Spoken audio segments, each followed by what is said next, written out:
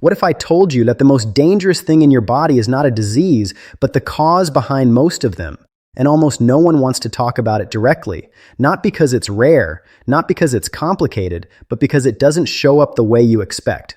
No pain, no obvious warning, no clear signal on the scale, and yet it is quietly building inside you. This is called visceral fat, and it is far more dangerous than people realize, not because of how it looks, but because of what it does. Visceral fat is not the fat you can pinch under the skin. It is the fat that wraps around your organs, your liver, pancreas, intestines, and behaves like an active gland inside your body. It releases inflammatory chemicals, disrupts hormones, and interferes with how your body handles sugar and energy. So instead of thinking of it as extra weight, you need to think of it as a constant internal stress signal, one that pushes your body toward disease every single day. This is why conditions like diabetes, heart disease, fatty liver, and even cognitive decline often appear together. They are not separate problems. They are different expressions of the same underlying dysfunction. And in many cases, visceral fat is sitting right at the center of it.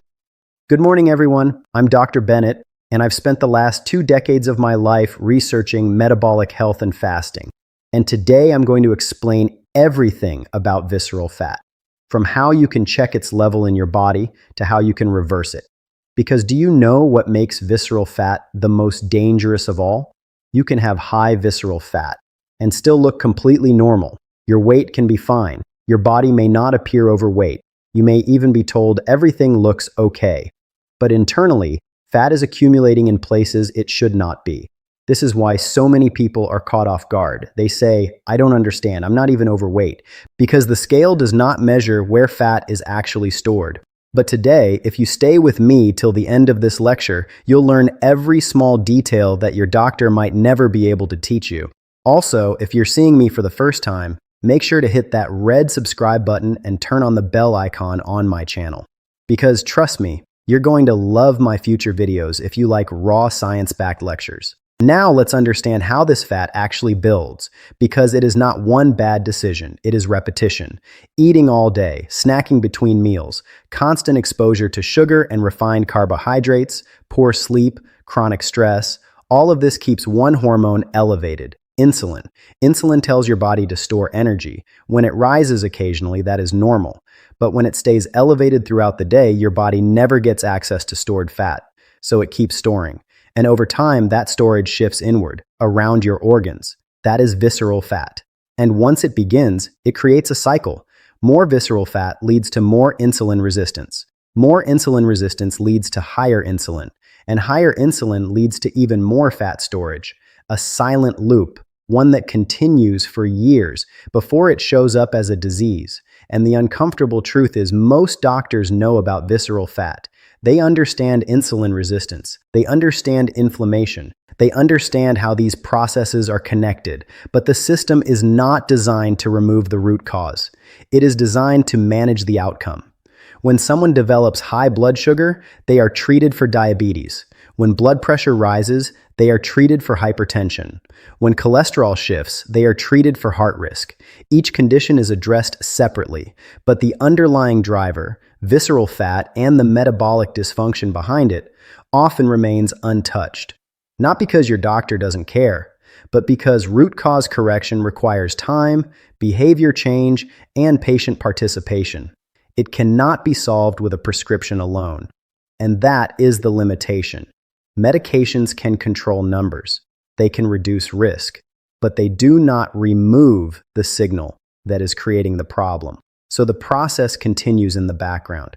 Visceral fat is not just sitting around your organs. It is actively sending chemical signals into your bloodstream. It releases inflammatory cytokines, molecules that keep your body in a constant low-grade inflammatory state. This inflammation damages blood vessels, disrupts insulin signaling, and stresses multiple organs at the same time. It also affects your liver directly. When fat accumulates around and inside the liver, it begins to impair how the liver processes glucose and fats. This leads to fatty liver disease, which further worsens insulin resistance. So now you have a loop. The liver becomes less efficient. Insulin rises. More fat is stored, inflammation increases, everything feeds into itself. And here's the critical point. You may not feel this happening. There is no immediate pain, no obvious symptoms, maybe slight fatigue, maybe some brain fog, maybe increased cravings, but nothing that clearly signals danger. So the condition progresses quietly. This is why people often say, everything was fine, until suddenly it wasn't. But it wasn't sudden. It was built over the years silently. If you're still here with me, comment below the word "I'm listening." This will let me know how many of you are actually attentive in the lecture. Also, if you still haven't, make sure you hit that red subscribe button and leave me a like on this lecture.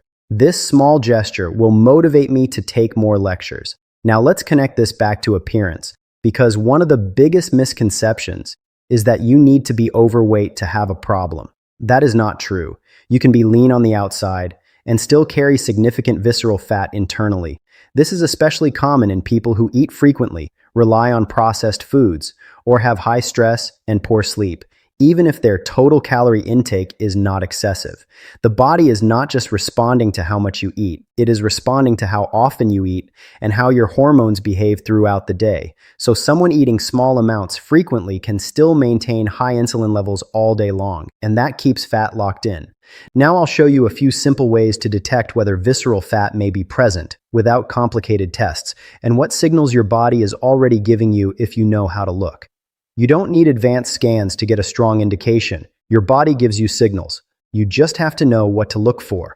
One of the simplest indicators is waist circumference. Not weight, not BMI, just your waist size. If your waist is expanding, even slightly over time, that is often a sign that fat is accumulating around the abdominal organs, not just under the skin. For many people, this shows up as a firm, rounded belly rather than soft fat you can pinch. That firmness matters. Subcutaneous fat feels soft. Visceral fat creates pressure from the inside. Another simple observation is how your body responds to food. Do you feel sleepy or sluggish after meals? That often indicates a strong glucose and insulin response. Your body is struggling to handle the incoming energy efficiently. Over time, this pattern is linked with insulin resistance. And insulin resistance is closely tied to visceral fat. Now pay attention to hunger patterns. If you feel hungry every few hours or crave sugar and refined foods regularly, that is another signal. Stable metabolism does not create constant hunger. Frequent hunger often reflects blood sugar instability, which again points back to insulin dysfunction. And where insulin is dysregulated, visceral fat is usually involved. Energy fluctuations are another clue. If your energy rises and crashes throughout the day, especially after meals, it suggests that your body is cycling between high glucose and rapid drops. This instability keeps insulin active and blocks fat-burning pathways. Now let's talk about blood markers. If you have access to lab tests, fasting insulin is one of the most useful indicators, often more informative than fasting glucose alone. You can have normal glucose, but elevated insulin. That means your body is working harder than it should to maintain balance, and that usually means fat storage is ongoing. Triglycerides and HDL cholesterol also give clues. Higher triglycerides combined with low HDL often indicate metabolic dysfunction, which correlates with visceral fat accumulation. But even without labs, your body is already telling you, and they all point toward the same underlying issue. Now here is the empowering part. If you can detect it early, you can reverse it early. Because visceral fat is not permanent, it is responsive. It responds quickly when the right signals are created. So now let's talk about how to actually reverse this process. Because once you understand that visceral fat is driven by insulin, the strategy becomes much clearer. You don't attack the fat directly. You change the environment that allows it to exist. And the most powerful way to do that is through fasting. Fasting is not starvation, it is simply creating structured periods where insulin is allowed to fall low enough for the body to access stored energy. When you stop eating, your body first uses glucose from the bloodstream, then it turns to glycogen, stored sugar in the liver. Once those stores begin to deplete, insulin drops further, and that is when the body finally switches to burning fat. This includes visceral fat, but here is the key. This switch does not happen immediately. If you are eating every few hours, insulin never drops low enough or long enough for this transition to occur. So the body remains in storage mode. Fasting creates the time window needed for that switch. For many people, this begins with a simple structure like 16 to 18 hours of fasting and a defined eating window during the day. Not extreme, but consistent. If you're still here with me, comment below the word yes. This gesture will let me know how many of you are still listening. Also, if you still haven't, make sure you hit that red subscribe button and give me a thumbs up on this lecture. And if you're really enjoying it, also hype this video. Now, let's combine fasting with diet. Because fasting alone is not enough if what you eat continues to spike insulin aggressively. You need to reduce the inputs that keep insulin elevated. This means lowering refined carbohydrates and sugars. These foods create rapid spikes in blood glucose, followed by strong insulin responses. Over time, this keeps the body locked in fat storage mode. Instead, meals should be built around protein, healthy fats, and fiber-rich vegetables. Protein stabilizes blood sugar and supports muscle. Fats provide sustained energy. Fiber slows digestion and reduces glucose spikes. This combination creates a much smoother metabolic response. Now let's talk about frequency. Even if you eat healthy, constant snacking will still keep insulin elevated. So meals must be structured. Eat and then stop. Allow several hours between meals. Let insulin rise and then fall. That falling phase is where fat burning happens. Tell me in the comments, do you find yourself staying up late at night and snacking on food at midnight? Don't be shy, share your experience, because we are all learning here to improve our health. Also, while you share it, give a quick thumbs up on this video if you still haven't. Now, here is what's powerful about this approach. You are not just reducing visceral fat, you are improving insulin sensitivity, lowering inflammation, supporting liver function, stabilizing energy and hunger. Multiple systems begin to correct at the same time, because you are addressing the root, not the symptoms. Now I'll bring this into a simple daily framework, what this actually looks like in real life, and how to apply it in a way that is sustainable, not extreme. Because understanding biology is important, but applying it consistently is what creates change. You don't need a complicated plan. You need a simple structure that your body can rely on every day. Start with your eating window. Choose a consistent window of about 6 to 8 hours where you will have your meals. This could be late morning to early evening or midday to evening, depending on your routine. Outside of that window, you are not eating. You are giving your body time to lower insulin and access stored energy. Now, within that window, focus on 2 to 3 meals, not constant grazing. Eat a proper meal, then allow a gap of several hours before the next one. This gap is where insulin falls and fat-burning pathways begin to activate. Snacking interrupts that process. Even small amounts of food can raise insulin enough to stop fat burning, so structure matters. Now let's talk about what those meals look like. Build your plate around protein first. Eggs, fish, poultry, meat, or well-planned plant proteins. This supports muscle, stabilizes blood sugar, and keeps you full longer. Then add vegetables, especially those high in fiber. Leafy greens, cruciferous vegetables, and low glycemic options slow digestion and reduce glucose spikes. Healthy fats can be included in moderation.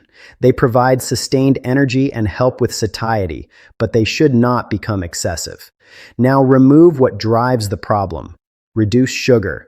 Limit refined carbohydrates. Avoid ultra-processed foods. These are the inputs that keep insulin elevated and feed the cycle of visceral fat accumulation. Now let's talk about something equally important. Consistency. Doing this for 2 days and then returning to old habits will not create change.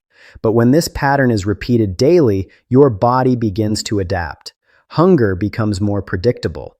Energy stabilizes, cravings reduce, and gradually, your body becomes metabolically flexible again, able to switch between glucose and fat as fuel. That is when visceral fat begins to decrease. Now, one more practical point. Do not rush the process. You do not need to jump into long fasts immediately. Start with what is manageable, maybe 12 hours, then extend to 14, then 16. Let your body adjust. Because if the process feels stressful, cortisol rises, and that can slow progress. This is not about pushing harder. It is about creating the right signals consistently. If you're still here with me, comment below the word "Yes, Doctor," and I'll know how many of you are still here.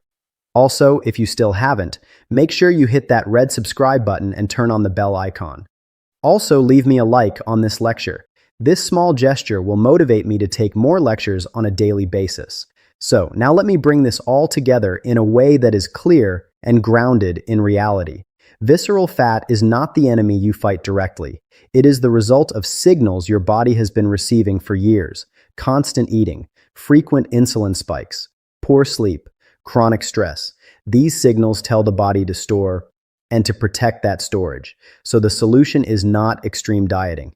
It is changing the signals. When you create structured periods without food, insulin falls. When insulin falls low enough and for long enough, the body finally gains access to stored fat. When you improve food quality, those insulin spikes become smaller. When you stop snacking, insulin has time to return to baseline. When you sleep better and reduce stress, cortisol comes down, and the body feels safe enough to release energy. All of this works together, not as isolated actions, but as a system. Now let me say something very important. This is not about perfection. It is not about eliminating every carbohydrate or fasting for extreme durations, because when the body feels stressed or deprived, it will resist. Cortisol rises, hunger increases, sustainability disappears, and the cycle begins again. So the goal is not intensity. The goal is rhythm. A consistent eating window, simple whole foods, gaps between meals, adequate rest. These are not complicated ideas, but they are powerful when repeated daily. Now let's talk about safety. If you are on medications, especially for diabetes or blood pressure, you need to approach fasting carefully. As insulin sensitivity improves, your body may require less medication. That adjustment should be guided. If you are underweight, pregnant, or dealing with certain medical conditions, aggressive fasting is not appropriate. The body must be supported, not pushed. Hydration is also essential. When insulin drops, the body releases water and electrolytes, so you need to maintain adequate fluid intake and in some cases support electrolyte balance. Listen to your body. Discomfort in the early stages can happen, but persistent weakness, dizziness, or instability should not be ignored. Adjust, don't force. Now here is the final perspective I want to leave you with. You do not need to chase every new diet. You do not need complicated supplements. You need alignment.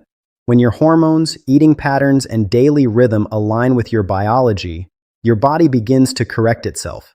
Visceral fat reduces, energy improves, inflammation decreases, and the conditions that lead to disease begin to reverse. So instead of asking, "What disease do I have?" ask a better question.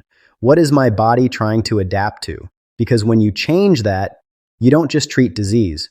You remove the reason it was developing in the first place. If you've watched my full lecture today, please go right now in the comments section and tell me what was the one best thing you learned today. I'd love to hear that. And if you think today's lecture was beneficial and informative for you, please make sure you subscribe to my YouTube channel, hit that like button and share it with someone you love. Please don't be shy and send it right now, either via email, WhatsApp, or a text, because sometimes the smallest action ends up helping someone the most. Thanks for joining me in today's lecture. Take care of your body, and I'll see you in the next lecture tomorrow.